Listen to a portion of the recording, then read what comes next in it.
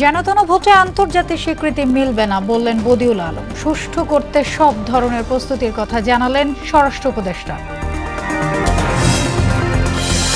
PR পদ্ধতির নামে রাজনৈতিক বিভাজনের চক্রান্ত হচ্ছে অভিযোগ বিএনপির। এ ব্যবস্থায় প্রতিটি ভোটের মূল্যায়ন হবে বলছে জামায়াত। চাংখারপুলে ৬ হত্যার ঘটনায় ন্যায় বিচার চাইলেন শহীদ আনাসের বাবা মা। অভিযুক্তদের ছাড় না দেওয়ার হুঁশিয়ারি চিফ প্রসিকিউটরের। এবং দুর্নীতির সুনির্দিষ্ট প্রমাণ পেলে কাউকে ছাড় নয়, জয়পুরহাটে দুদক চেয়ারম্যান। অভিযোগ খতিয়ে দেখে সংশ্লিষ্টদের ব্যবস্থা নেয়ার নির্দেশ।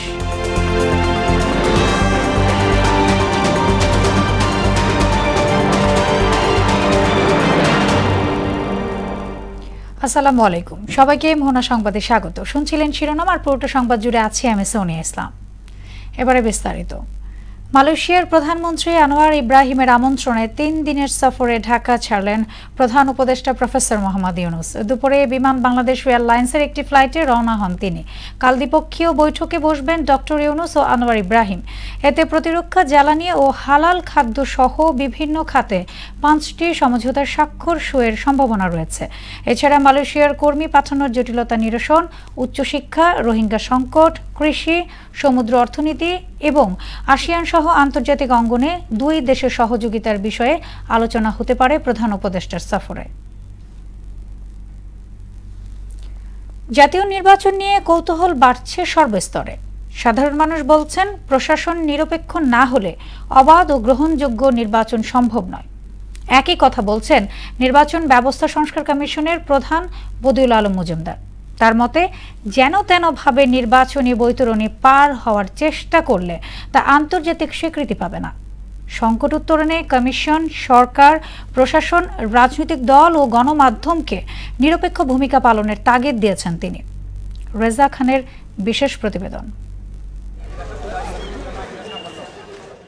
শেখ হাসিনার টানা 15 বছরের শাসনামলের পুরোটাই ভোট বঞ্চিত ছিল দেশের জনগণ।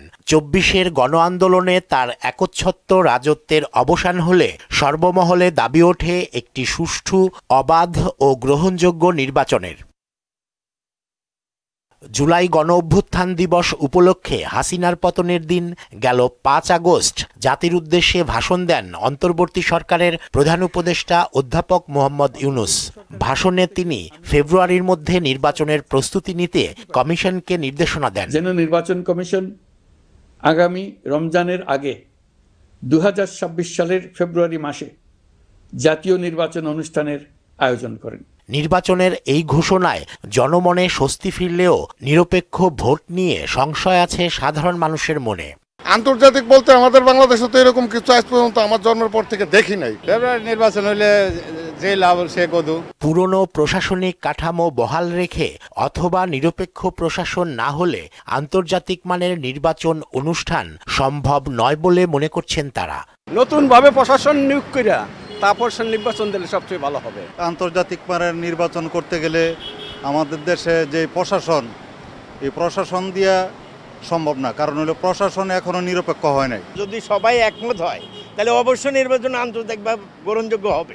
একই রকম মত নির্বাচন ব্যবস্থা সংস্কার কমিশনের প্রধান বদিউল আলম মজুমদারের। মোহনা টেলিভিশনকে দেয়া একান্ত সাক্ষাৎকারে তিনি বলেন, নির্বাচন অবাধ, সুষ্ঠু ও আন্তর্জাতিকভাবে গ্রহণযোগ্য করতে কমিশনকে সাংবিধানিক দায়িত্ব ও ক্ষমতার যথাযথ প্রয়োগ নিশ্চিত করতে হবে। নির্বাচন কমিশনের সবচেয়ে বেশি দায়িত্ব, সাংবিধানিক দায়িত্ব।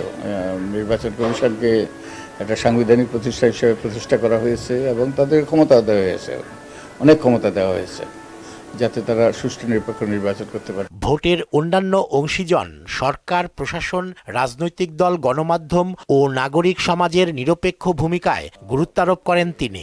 রাজনৈতিক দলই নয়, তাদের মনোনীত প্রার্থীরা, তো তারা যদি ছলে বলে করে কৌশলে নির্বাচনে বৈতরণী পার হতে চায় তাহলে নির্বাচন সুষ্ঠু করাটা দুরূহ।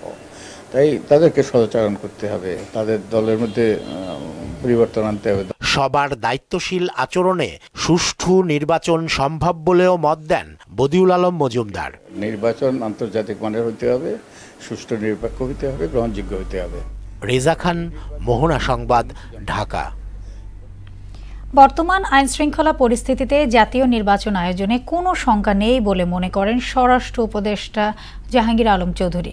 নির্বাচন সুষ্ঠু ও উৎসবমুখর করতে সব ধরনের প্রস্তুতি নেওয়া হচ্ছে বলেও জানান তিনি। ঢাকার কেরানীগঞ্জের তেঘরিয়া উচ্চ বিদ্যালয় ভোট কেন্দ্র পরিদর্শন শেষে এসব কথা বলেন উপদেষ্টা। আলমগীর হোসেনের রিপোর্ট, জানাচ্ছেন সিফাত রহমান জেসি। ত্রয়োদশ জাতীয় নির্বাচন সামনে রেখে ঢাকার কেরানীগঞ্জে তেঘরিয়া উচ্চ বিদ্যালয় ভোট কেন্দ্র পরিদর্শনে যান স্বরাষ্ট্র উপদেষ্টা জাহাঙ্গীর আলম চৌধুরী। পরে সাংবাদিকদের তিনি বলেন, নির্বাচনে সেনাবাহিনীর ৮০,০০০-এর বেশি সদস্য দায়িত্ব পালন করবে। এছাড়া মাঠে থাকবে নৌবাহিনী, বিজিবি ও র্যাব সদস্যরা। এবার আমরা ৮০,০০০-এর উপরে সেনাবাহিনী নিয়োগ করব, নৌবাহিনী নিয়োগ করব, সেনাবাহিনী নিয়োগ করব, বিজিবি নিয়োগ করবে, র্যাব এবং অন্যান্য বাহিনীতে থাকবে। আইন শৃঙ্খলা বাহিনী পর্যাপ্ত পরিমাণ থাকবে। বাট আমি একটা কথা বলছি যে আপনাকে আগে নির্বাচনটা সুস্থভাবে সবচেয়ে হেল্পফুল ভাবে করার সাহায্য করতে পারে হলো যারা নির্বাচনে অংশগ্রহণ করে তারা। এক প্রশ্নের জবাবে উপদেষ্টা বলেন, বর্তমান আইন শৃঙ্খলা বাহিনী দিয়েই সুষ্ঠুভাবে নির্বাচন আয়োজন সম্ভব। আর নির্বাচন সুষ্ঠু হচ্ছে কিনা তা কেন্দ্রীয়ভাবে পর্যবেক্ষণে আইন শৃঙ্খলা বাহিনীকে ৪০,০০০ বডি ওয়ার্ন ক্যামেরা দেয়া হচ্ছে। ইলেকশনের জন্য আমরা পুলিশের কাছে এবার ১০,০০০ মতো বডি ক্যাম্প আছে, বিজিবির কাছেও কিছু আছে। এখন আরো আমরা ৪০,০০০ বডি ক্যাম্প কেনার চিন্তা ভাবনা আছে। এটা পুরা ভোটার কেন্দ্রগুলিতে আমরা যেন নির্বাচনে এসে এক জায়গা থেকে দেখা যায়। জুলাই আন্দোলনে অনেক নিরীহ মানুষের নামে মামলা হয়েছে জানিয়ে তাদের হয়রানি মুক্ত রাখতে সরকার কাজ করছে বলেও জানান জাহাঙ্গীর আলম চৌধুরী। অনেকের বিরুদ্ধে মামলা হয়েছে যারা নিরীহ। এখন কোন নিরপরাধ ব্যক্তি যেন আইনের আওতায় না আসে, এই জন্য আমরা সর্বাত্মক চেষ্টা করে যাচ্ছি। সিফাত রহমান জেসি, মোহনা সংবাদ। শিগগিরই একটি অবাধ, সুষ্ঠু ও গ্রহণযোগ্য নির্বাচন না হলে দেশের পরিণতি লিবিয়া, সিরিয়ার মতো হতে পারে বলে আশঙ্কা জানালেন বিএনপির vice chairman Barkatullah Bulu. PR পদ্ধতি নিয়ে যারা দেশকে বিভক্ত করতে চায় তাদের রাজনীতি করার অধিকার নেই বলেও মন্তব্য করেন তিনি। আর ফ্যাসিবাদ বিরোধী আন্দোলনে রাজনৈতিক দলগুলোর ঐক্যকে আরও শক্তিশালী করার আহ্বান জানালেন দলটির যুগ্ম মহাসচিব শহীদ উদ্দিন চৌধুরী আনি। জাতীয় প্রেস ক্লাবে আজ আলাদা অনুষ্ঠানে তারা এসব কথা বলেন। আরও জানাচ্ছেন হুমায়ুন কবির। জুলাই আগস্ট গণ অভ্যুত্থানের বর্ষপূর্তি উপলক্ষে বিপ্লবী যুব সংহতির আলোচনা সভায় অংশ নেন বিএনপির যুগ্ম মহাসচিব শহীদ উদ্দিন চৌধুরী এনিও, বিপ্লবী ওয়ার্কার্স পার্টির সাধারণ সম্পাদক সাইফুল হক। এতে আওয়ামী লীগের নির্যাতন নিপীড়নের চিত্র তুলে ধরে শহীদ উদ্দিন চৌধুরী বলেন, নির্বাচন সময়ের দাবি হলেও তার চেয়ে বড় দাবি শেখ হাসিনার বিচার দ্রুত শেষ করা। আজকে নির্বাচন এটা সময়ের দাবি, তার চেয়ে বড় দাবি ছিল আমাদের যে হাসিনার বিচারটা করা, দৃশ্যমান হওয়া, দ্রুততম সময়ের মধ্যে হওয়া। আশা তো ছাড়বই না, না পারলে নির্বাচিত সরকার করব। কারণ হাসিনা যেভাবে আমাদেরকে, দেশকে ধ্বংস করে দিয়েছে, লুটপাট করছে, দুর্নীতি করেছে, দুঃশাসন তৈরি করেছে, গুম করেছে, খুন করেছে, গণহত্যা করেছে, শিশু বাচ্চাটাকে পর্যন্ত হত্যা করেছে নিজে অর্ডার দিয়ে। বাংলাদেশ নিয়ে দেশি বিদেশি ষড়যন্ত্র চলছে উল্লেখ করে রাজনৈতিক দলগুলোকে ঐক্যবদ্ধ থাকার আহ্বানও জানান তিনি। আমরা সবাই ঐক্যের জায়গাটাকে আরো বেশি শক্তিশালী করতে হবে এবং এই ঐক্যের জায়গাটাকে শক্তিশালী করতে হলে সব ভুলে গিয়ে আমাকে চিন্তা করতে হবে সবার আগে বাংলাদেশ। এদিকে জাতীয় প্রেস ক্লাবে আলোচনায় অংশ নেন দলের ভাইস চেয়ারম্যান বরকতুল্লাহ বুলু সহ সাংবাদিক নেতারা। এই সময় বুলু জানান, বিএনপি ঘোষিত ৩১ দফা হচ্ছে জাতির রক্ষা কবচ। রাষ্ট্রের সব সংস্কার এই ৩১ দফার মধ্যে রয়েছে। ৩১ দফা জাতির মুক্তি সনদ। ৩১ দফা এমন কোনো দাবি নেই যেটা সংস্কারের বাইরে থাকে। এই ৩১ দফা হচ্ছে জাতির মূল মুক্তির সংস্কারের সনদ, হচ্ছে ৩১ দফা। নিরপেক্ষ ও সুষ্ঠু নির্বাচন না হলে দেশ লিবিয়া, সিরিয়ার পরিণতি বরণ করতে পারে বলেও আশঙ্কা জানান বিএনপির এই নেতা। অতি শীঘ্রই একটা সুন্দর নির্বাচন দিয়ে অন্য কোনো পিআর নিয়ে কোনো কথা না হলে বাংলাদেশ আগামী দিনে সিরিয়া বা ইরাক, আফগানিস্তান বা লিবিয়ার মতো ভাগ্য বরণ করতে হতে পারে আমরা যদি ঐক্যবদ্ধ না থাকি। হুমায়ুন কবির, মোহনা সংবাদ, ঢাকা। পিআর পদ্ধতিতে যে কোনো সময় নির্বাচন দিলেও জামায়াতের আপত্তি নেই বলে জানিয়েছেন দলের নায়েবে আমির আব্দুল্লাহ মোহাম্মদ তায়ের। এই ব্যবস্থায় প্রতিটি ভোটের মূল্যায়ন হবে বলে মনে করেন তিনি। আর রাজনৈতিক বিশ্লেষক শম ও রেজাউল করিম বলেছেন, সুশৃঙ্খল রাজনীতির জন্য পরীক্ষামূলকভাবে পিআর পদ্ধতিতে নির্বাচন করা যেতে পারে। মোহনা টেলিভিশনকে দেয়া সাক্ষাৎকারে তারা এসব কথা বলেন। সংখ্যানুপাতিক নির্বাচন পদ্ধতি নিয়ে ওবায়দুল হক মারুফের 2 পর্ব ধারাবাহিক প্রতিবেদনের আজ প্রথম কিস্তি। ছাত্র জনতার অভ্যুত্থানে স্বৈরাচার পতনের পর অনেক দাবির সঙ্গে যুক্ত হয় মৌলিক সংস্কার শেষে একটি নিরপেক্ষ নির্বাচনের। সংস্কারের অংশ হিসাবে চিরতরে স্বৈরাচার ঠেকাতে পিআর পদ্ধতিতে নির্বাচনের দাবি তুলেছে জামায়াত সহ কয়েকটি রাজনৈতিক দল। জামায়াত কেন সংখ্যানুপাতিক নির্বাচন চায় এবং বাংলাদেশের প্রেক্ষাপটে এর যৌক্তিকতা কতটুকু তার ব্যাখ্যা দিলেন জামায়াত ইসলামীর নায়েবে আমির ডক্টর আব্দুল্লাহ মোহাম্মদ তাহের। ট্র্যাডিশনাল যে পদ্ধতি, এই পদ্ধতি কেউ যদি 49% পায় আর কেউ যদি 51% পায়, তাহলে যিনি 51 পেয়েছেন উনি ইলেক্টেড ঘোষিত হন, আর যিনি 49 পেয়েছে মাত্র 2% কম, তার অবস্থান 0-তে পরিণত হয়। এই জন্য গ্রামে আগে শুনতাম যে আমার ভোট পৌঁছে গেছে, ভোট তার পৌঁছানো। এখন বুঝি যে ভোট পৌঁছে যাওয়া মানে তার প্রতিনিধিত্ব নাই। পিআর সিস্টেমে যিনি 51 পাবেন তারও প্রতিনিধিত্ব হবে, যিনি 49 পাবেন তারও প্রতিনিধিত্ব হবে। প্রত্যেকটা ছোট দল হইলেও তার একটা রাজনৈতিক ভূমিকা থাকে। সুতরাং ট্র্যাডিশনাল পদ্ধতিতে এরা কখনো পার্লামেন্টে আসবে না, কিন্তু পিআর পদ্ধতিতে তারাও এখানে আসতে পারে। 1% যদি হয় তাহলে 3টা পাবে, 2% হলে 6টা পাবে। যারা পিআরের বিরোধিতা করছে এবং নির্বাচন চাচ্ছে আর পিআর দাবিকে নির্বাচনের বিরুদ্ধে ষড়যন্ত্র মনে করছে, তাদের ব্যাপারে আমার একটা কথা যে আপনারা পিআর মানেন আর নভেম্বরে ইলেকশনটা করেন। পিআর পদ্ধতি ছাড়া জামায়াত নির্বাচনে যাবে কিনা এমন প্রশ্নের জবাবও দেন তিনি। এটা যদি ঐকমত্য না হয় তাহলে আমরা মাঠে ময়দানে মানুষকে সংগঠিত করে এ দাবি আদায়ের চেষ্টা করব। 5 আগস্ট পরবর্তী প্রেক্ষাপট বিবেচনায় কিছু আসনে পরীক্ষামূলকভাবে পিআর পদ্ধতির নির্বাচন করা যেতে পারে বলেও মত দিলেন রাজনৈতিক বিশ্লেষক ডক্টর শ.ম. আলী রেজা। আমি মনে করি যে পিআর সিস্টেম নিয়ে যদি স্টেক হোল্ডারদের সঙ্গে আলাপ আলোচনা করে যে পরীক্ষামূলকভাবে আমরা দেখলাম যে if it works then in future we go for this, কিন্তু পুরোপুরিভাবে আপনি যদি এটাকে নিয়ে আসতে চান তাহলে এটা আমার মনে হয় হয়তো ইলেকশনকে বিলম্বিত করে দিতে পারে। সব রাজনৈতিক দলের আগ্রহ না থাকলে পিআর পদ্ধতিতে নির্বাচন দুরূহ হবে বলেও মনে করেন তিনি। ডিফারেন্সটা দূর করার জন্য রাজনৈতিক দলগুলোকে নিয়ে কনসেনসাস কমিশন সেটা আলাপ আলোচনা করলে আই এম শিওর একটা ওয়ে আউট বেরিয়ে যাবে। বাংলাদেশের গত 15-16 বছর যে অভিজ্ঞতা, রাজনৈতিক দলগুলো এরকম কোনো ভুল করবেন না। আমি আশা করি তারা একটা কনসেনসাসে পৌঁছবেন নির্বাচনটাকে ত্বরান্বিত করার জন্য। ওবায়দুল হক মারুফ, মোহনা সংবাদ, ঢাকা। জুলাই আন্দোলনে চাংখারপুলে শিক্ষার্থী আনাস সহ 6 জনকে হত্যার ঘটনায় মানবতা বিরোধী অপরাধ মামলায় সাক্ষ্য গ্রহণ শুরু হয়েছে। প্রথম দিন সাক্ষী দেন শহীদ আনাসের বাবা মা। হত্যাকাণ্ডের ন্যায় বিচার দাবি করেন তারা। আর চিফ প্রসিকিউটর তাজুল ইসলাম বলেন, সাবেক ডিএমপি কমিশনার হাবিবুর সহ 8 আসামির অপরাধের বিষয়ে তাদের যথেষ্ট সাক্ষ্য প্রমাণ আছে তাদের হাতে। জুলাই হত্যাযজ্ঞে জড়িত কেউ ছাড় পাবে না। কাজী পাপুর রিপোর্ট। মা, আমি মিছিলে যাচ্ছি। জুলাই আন্দোলনে সামিল হওয়ার সময় এমন চিঠি লিখে ঘর থেকে বের হন 10ম শ্রেণীর ছাত্র শাহরিয়ার খান আনাস। গত বছরের 5 আগস্ট ফ্যাসিস্ট আওয়ামী লীগ সরকারের পতনের কয়েক ঘন্টা আগে রাজধানীর চানখারপুল এলাকায় পুলিশের গুলিতে নিহত হয় আনাস। এছাড়া ওই দিন নিহত হয় আরো 5 জন। চানখারপুল হত্যাযজ্ঞের মামলায় সূচনা বক্তব্য শেষে সাক্ষ্য গ্রহণ শুরু হয়েছে আন্তর্জাতিক অপরাধ ট্রাইব্যুনাল 1-এ। এ সময় আদালতে উপস্থিত ছিলেন এই মামলায় গ্রেপ্তার সাবেক ওসি আরশাদ হোসেন, কনস্টেবল সুজন মিয়া, ইমাজ হোসেন ইমন ও নাসিরুল ইসলাম। ডিএমপির সাবেক কমিশনার হাবিবুর রহমান সহ 8 জনের অপরাধের বর্ণনা আদালতে তুলে ধরেন চিফ প্রসিকিউটর তাজুল ইসলাম। বলেন, অপরাধ প্রমাণে তাদের কাছে যথেষ্ট সাক্ষ্য ও ভিডিও এভিডেন্স আছে।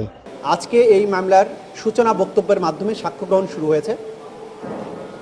প্রত্যক্ষদর্শী সাক্ষী, শহীদ পরিবারের সদস্যরা, যারা মামলার ভিকটিম, যারা আহত হয়েছেন, যারা ঘটনাস্থলে প্রেজেন্ট ছিলেন, তারা সাক্ষী দিবেন। মামলার নানা রকমের ভিডিও এভিডেন্স, ভিডিও ফুটেজ, সেগুলোই মামলার অকাট্য দলিল প্রমাণ।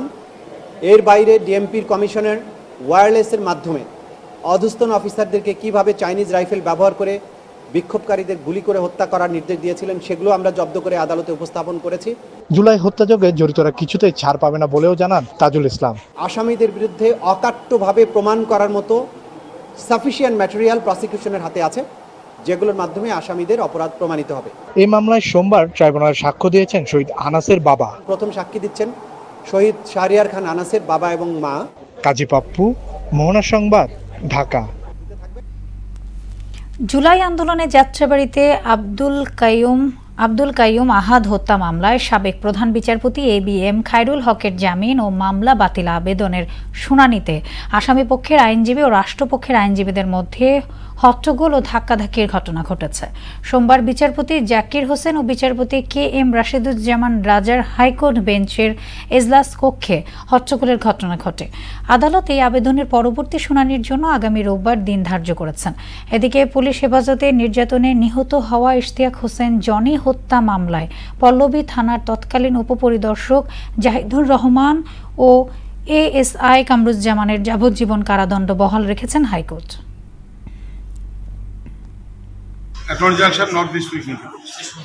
তখন একটা অল্টারনেশন হয়েছে এবং তারা একটা আচরণটা ভালো করে, ল অফিসাররা তারা যার যার গ্রিভান্স বলতেছিল।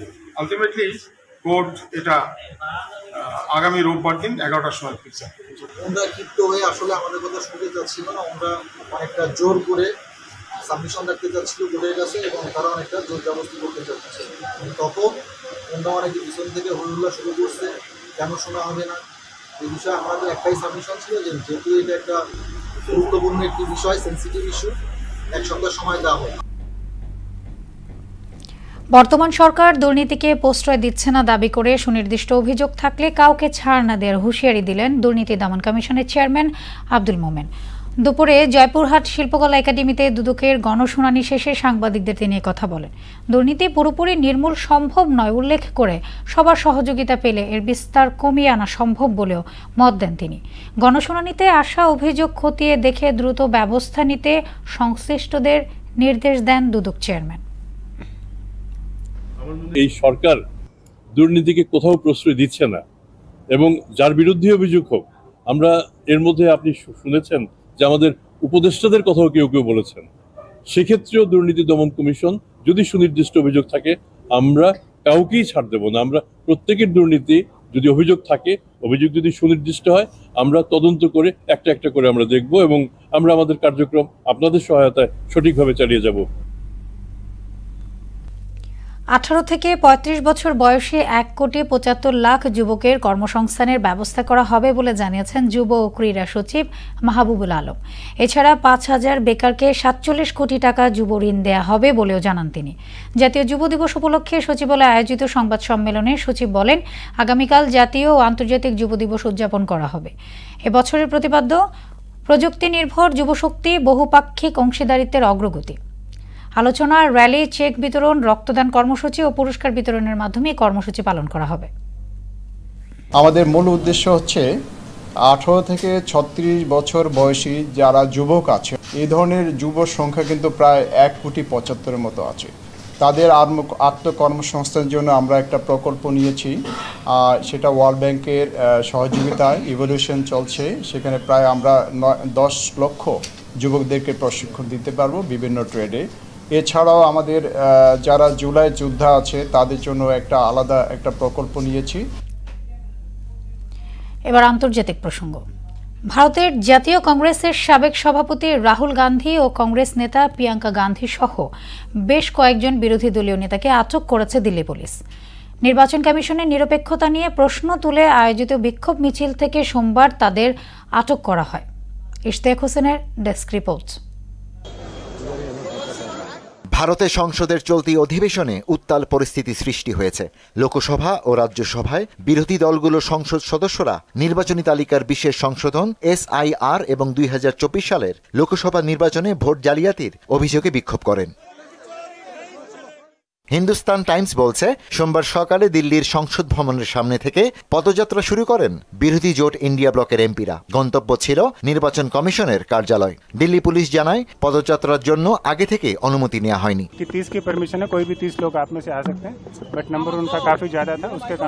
সংসদের কাছে পৌঁছলে দিল্লি পুলিশ তাদের আটকে দেয়। এই সময় রাহুল গান্ধী ও প্রিয়াঙ্কা গান্ধীকে আটক করে পুলিশ। এদিকে অখিলেশ যাদবকে একটি ব্যারিকেড টপকে যেতে দেখা যায়। বিরোধীদের অভিযোগ, বিহারের আসন্ন বিধানসভা নির্বাচন সামনে রেখে ইসির এই সংশোধন প্রক্রিয়া স্বচ্ছ নয়। টানা 14 দিন ধরে বিরোধীদের স্লোগান ও প্ল্যাকার্ড প্রদর্শনের কারণে অধিবেশন ব্যাহত হয়েছে বলে অভিযোগ করেন স্পিকার। পরে লোকসভার অধিবেশন মুলতবি করা হয়। অন্যদিকে রাজ্যসভাও একই দৃশ্য দেখা যায়। কার্যক্রম শুরু হতেই বিরোধী সদস্যরা স্লোগান দেন। ডেপুটি চেয়ারম্যান হরিবংশ 29টি নোটিশ খারিজ করেন। এরপর রাজ্যসভাও মুলতবি হয়। বিরোধী দলগুলো ঘোষণা করেছে বিহারের নির্বাচনী তালিকা সংশোধন প্রক্রিয়া বাতিল না হওয়া পর্যন্ত আন্দোলন চালিয়ে যাবে। তাদের দাবি ইসি যেন নিরপেক্ষভাবে ভোটার তালিকা হালনাগাদ করে এবং সব তথ্য প্রকাশ করে। ইশতিয়াক হোসেন, মোহনা সংবাদ। ফিলিস্তিনের অবরোধ গাজায় বোমা হামলা চালিয়ে আল জাজিরার প্রতিবেদক আনাস আল শরীফ সহ তার আরও 4 সহকর্মীকে হত্যা করেছে ইসরায়েল। শহরের আল শিফা হাসপাতালের কাছে একটি তাঁবু লক্ষ্য করে হামলা চালালে নিহত হন তারা। শরীফের সঙ্গে সেই তাঁবুতে ছিলেন আল জাজিরার সংবাদদাতা মোহাম্মদ ক্রিয়েক, ক্যামেরা অপারেটর ইব্রাহিম জাহের, মোহাম্মদ নওফল ও মোমেন আলিওয়া। সাংবাদিক আনাস আল শরীফ হামাসের সশস্ত্র সেলের প্রধান ছিল বলে এক বিবৃতিতে দাবি করেছে ইসরায়েলি ডিফেন্স ফোর্স IDF। এদিকে নেতানিয়াহুর গাজা দখলের পরিকল্পনা আঞ্চলিক নিরাপত্তার জন্য হুমকি বলে জানিয়েছেন আরব বিশ্বের আঞ্চলিক সংগঠন আরব লীগ। খেলার খবর, ক্রিকেট। ওয়ানডে র্যাঙ্কিংয়ে এক ধাপ অবনতি হয়েছে বাংলাদেশের। আইসিসির সর্বশেষ র্যাঙ্কিংয়ে 9 থেকে 10-এ নেমে গেছে টাইগাররা। পাকিস্তানের বিপক্ষে জয় খরা কাটানোর দিনে র্যাঙ্কিংয়ে এক ধাপ উন্নতি হয়েছে ওয়েস্ট ইন্ডিজের। ক্যারিবীয়দের বিপক্ষে হেরে 102 রেটিং পয়েন্ট নিয়ে 5-এ নেমে গেছে পাকিস্তান। আর 1 পয়েন্ট বেশি নিয়ে 4-এ উঠেছে শ্রীলঙ্কা। 124 পয়েন্ট নিয়ে শীর্ষে ভারত। এরপর যথারীতি নিউজিল্যান্ড, অস্ট্রেলিয়া, দক্ষিণ আফ্রিকা, আফগানিস্তান ও ইংল্যান্ড। আগামী 2027 ওয়ানডে বিশ্বকাপের জন্য র্যাঙ্কিং গুরুত্বপূর্ণ।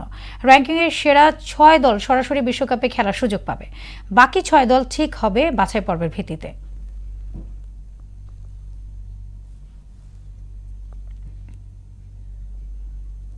শেষ করব মোহনা সংবাদ, যাবার আগে শিরোনামগুলো আরও একবার।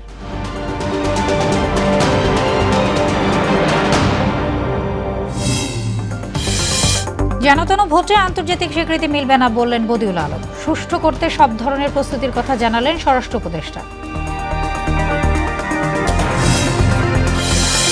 পিআর পদ্ধতির নামে রাজনৈতিক বিভাজনের চক্রান্ত হচ্ছে অভিযোগ বিএনপির। এই ব্যবস্থায় প্রতিটি ভোটের মূল্যায়ন হবে বলছে জামায়াত।